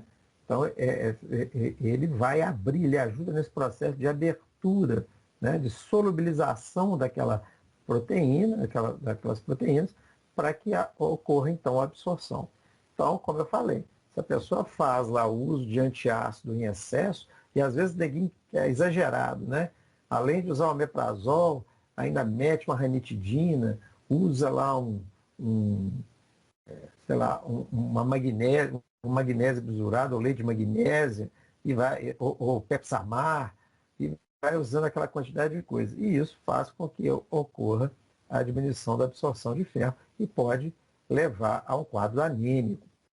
Olha que bacana. Né? Então, a gente já percebe aqui algumas orientações a dar aos nossos pacientes futuramente. Então, se eu utilizo o antiácido, eu tenho que ser na medida certa. Né? Às vezes a pessoa tem uma gastrite, tem uma hipercloridria, tem alguma doença congênita relacionada com a produção de muito ácido clorídrico, então é importante usar o omeprazol.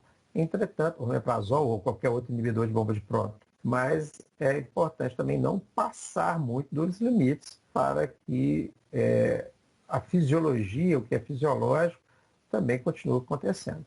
Beleza? Então, a absorção do ferro no enterócito, que é um detalhamento, então o ferro sendo absorvido, passando então por aquele...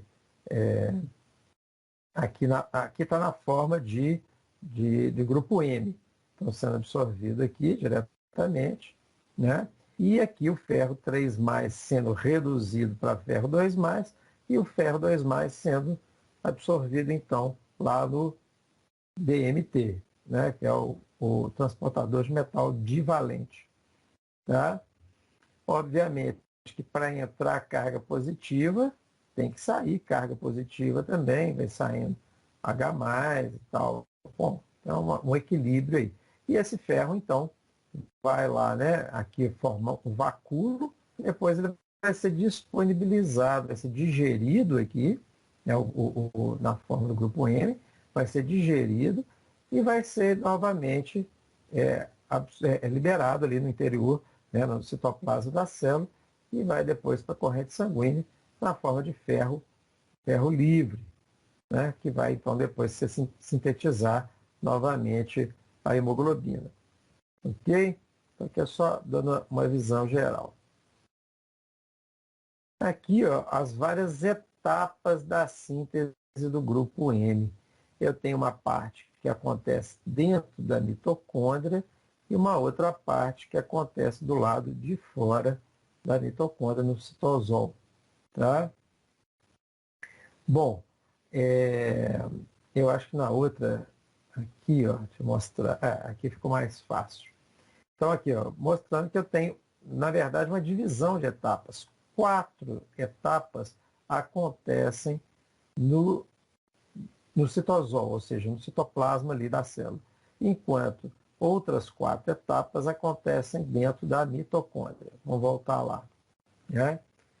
Então, ela começa aqui a glicina mais o succinato, formando, né, através da ala sintetase, que é ácido aminolevulínico. Tá? Então, vai formar o ácido 5-aminolevulínico. O ala, né, 2 moléculas de ala, vão sofrer a ação da ala desidratase e vão formar o porfobilinogênio. Nome fantástico para brincar de forca, né? Porfobilinogênio. O porfobilinogênio vai sofrer a ação da porfobilinogênio 6 desaminase ou deaminase, que vai dar origem ao hidroximetil bilano. E assim vai. Vai formar o uroporfirinogênio, depois o coproporfirinogênio e vai agora entrando, né, de novo na mitocôndria, né, esse porfirinogênio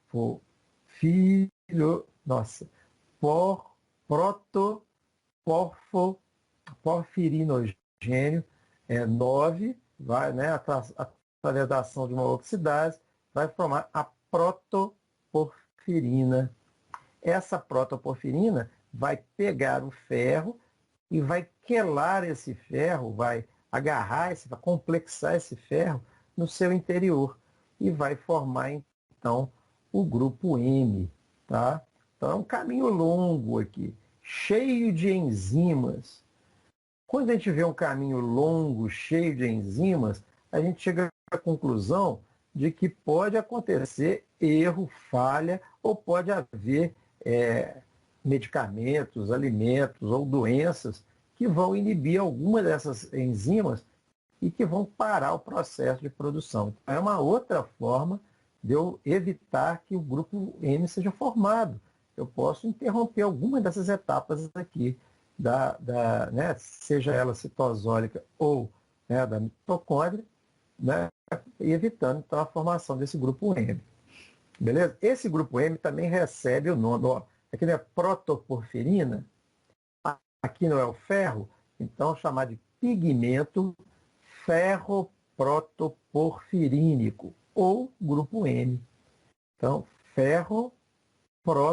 né, o ferro, está aqui, né, o ferro, e a protoporfirina, ferroprotoporfirina, tá? Que é o grupo M.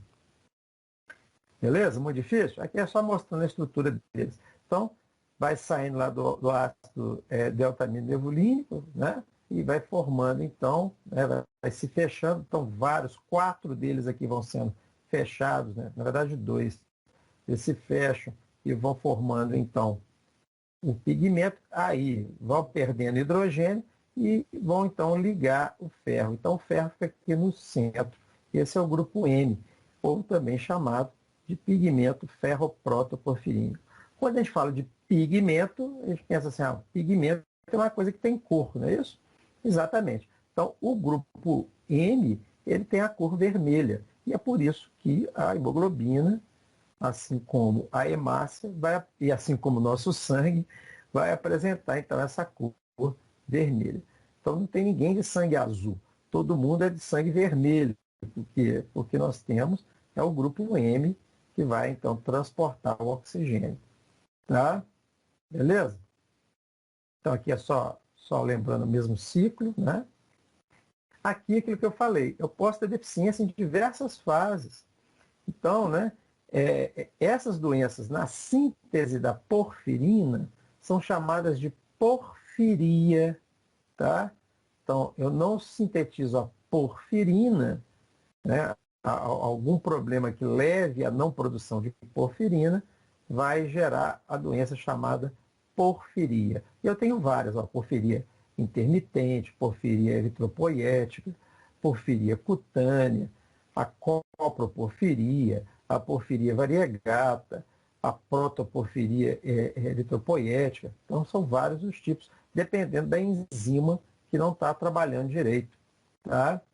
Essa aqui, principalmente, a porfiria cutânea, ela é muito complicada. Então, o que pode ocorrer? Deixa eu tentar dar um exemplo aqui mais concreto. Tem uma intoxicação que é bastante bacana da gente entender isso. É a intoxicação por chumbo. O chumbo inibe uma dessas enzimas e evita, então, a formação da porfirina. Consequentemente, a pessoa vai apresentar uma anemia, né, relacionada ao chumbo. E ela inibe justamente a ala desidratase. Então, a ala sintetase. Não, desculpa, a ala desidratase. E, consequentemente, o que vai ocorrer? Eu vou ter uma diminuição da produção da protoporfirina, mas eu vou ter um aumento da produção do ácido aminolevulínico, ou ácido delta-aminolevulínico. Quando eu tenho a produção de uma substância que é, vamos dizer assim, matéria-prima por restante, né, é porque eu tenho a enzima que faz essa conversão aqui do nossa senhora, vou esquecendo. Os nomes são realmente de matar. Por isso que eu não peço nem para vocês decorarem. Porfobilinogênio. Difícil demais de falar, né? Então, quando eu tenho uma redução da formação do porfobilinogênio, é porque a enzima aqui está inibida. E é o chumbo, né, que é o inibidor dessa enzima. Então, a pessoa trabalha em fábrica de armamento, que vai trabalhar com munição, né, chumbo lá na munição, ou trabalha diretamente com a academia de tiro, que o chumbo vai, né, naquele calor lá da explosão da bala, ele acaba aspirando um pouco de chumbo, ou soldador, pessoa que trabalha com solda. Então, isso tudo a pessoa vai acumulando chumbo no organismo e o chumbo vai então inibir. Então, nos exames laboratoriais, a gente procura aumento da concentração do ALA e na urina a gente encontra também um aumento da presença desse ALA. Então, ALA tanto urinário quanto sanguíneo, né? Porque ele passa a ser eliminado da urina. Bom, uma outra coisa que acontece, uma outra doença que acontece, quando a gente chama de porfiria de forma geral, essa porfiria, né, ou essas porfirias, provavelmente foram as doenças que levaram ao aparecimento da lenda dos vampiros. Por quê? Bom, perceba bem, se eu tenho qualquer uma dessas porfirias, significa que eu não vou ter grupo N, concorda? Ou vou produzir muito pouco grupo N, concorda? Então, com pouco grupo M, eu vou ter uma pessoa anêmica. Qual que é a característica da pessoa anêmica? Primeiro, né? Geralmente ela é muito cansada, né? Não tem muita disposição para fazer as coisas, mas tem outra, né? Ela fica um tom de pele mais branco, né? Mais claro e tal. Só que aqui tem um problema a mais, né? Quando a porfirina não se agrupa e forma protoporfirina, o que vai acontecer? Essa porfirina, ela tende, né, que a gente falou de porfiria cutânea, principalmente nessas etapas aqui, ela tende a ir para a pele. Vocês já viram criança quando sai da maternidade, ou quando está para sair da maternidade e fica com icterícia? Icterícia, o que é? A icterícia é quando acumula na pele a bilirrubina. Nós vamos falar depois que é um derivado aí da hemoglobina também. Mas a bilirrubina. Então, a bilirrubina é amarela, ela migra para a pele e fica, então, a pessoa com a pele amarelada. Acontece na hepatite, né? Doença cirrótica. A Mayra, que é enfermeira aí, não sei se já trabalhou em neonatologia, né, ou em berçário, você vê lá que crianças muitas vezes têm que ir lá para aquelas estufazinhas de luz ultravioleta para quebrar a bilirrubina, para acabar com essa amarelão da criança, né? Com essa icterícia.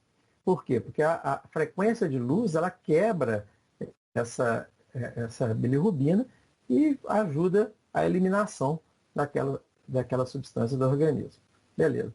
A mesma coisa acontece com a porfirina. Tá? Só que a porfirina ela não tem cor. Então ela fica na pele, não vai aparecer uma cor diferente na pele, mas ela também é sensível à radiação.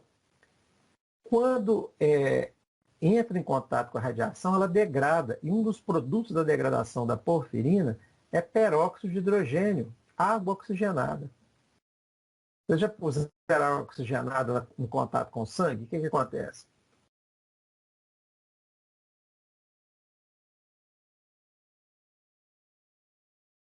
Alguém já pôs água oxigenada em contato com o sangue?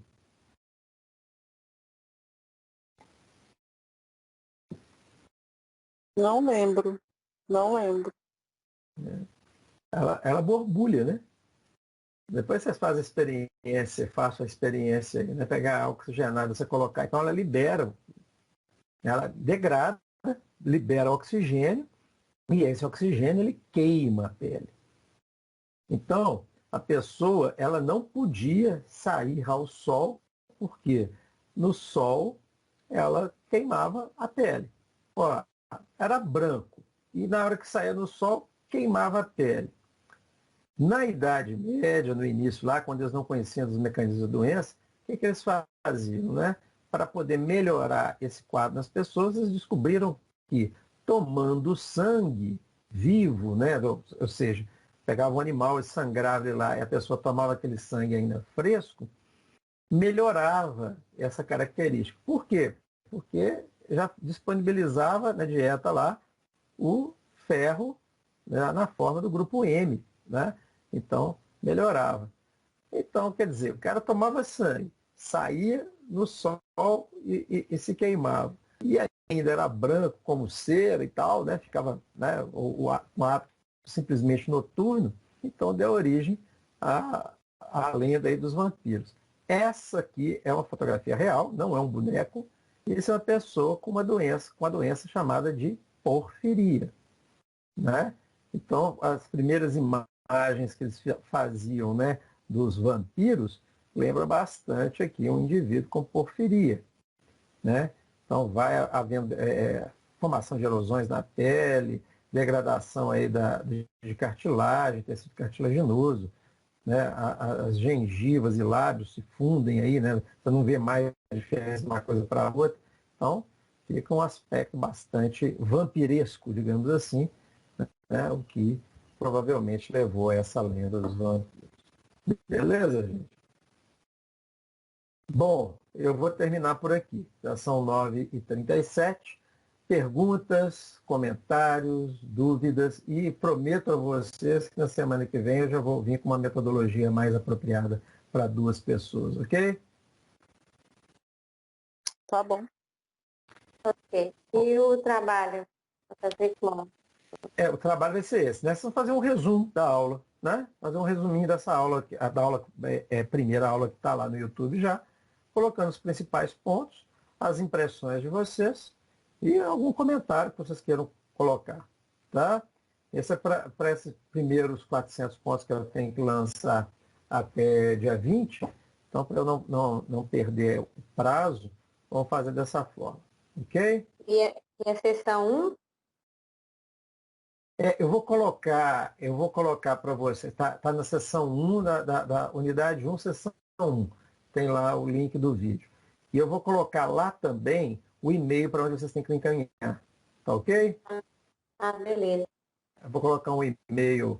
Eu fiz uma série de e-mails no Gmail, um para cada FISFAR. E essa vai ser do FISFAR 2, que era antigamente chamado de FISFAR 2. Então eu vou colocar lá, vocês vão ver. licínio.fisfar2@gmail.com. Mas eu coloco lá para vocês não esquecerem. Bom, gente, então é isso. Uma boa noite para vocês aí, bom descanso. Então, boa noite, bom descanso para vocês. Boa noite.